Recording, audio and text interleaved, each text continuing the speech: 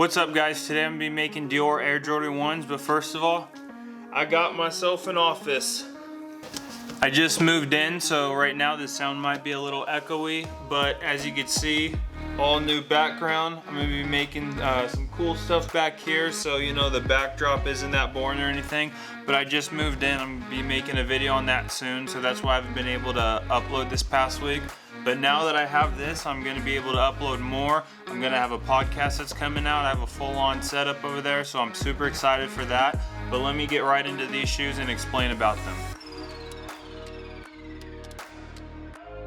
So what I'm going to be doing first is cutting out all the material to make my patterns in order to sew them all together. I'm going to sew them all, stitch them all up, and then I have my icy soles right here. And what I'm going to be doing with these is putting my logo inside as well as the Dior on the other side, and that's going to be what kind of sets them off, gives it a really cool look, so I'm super excited about that.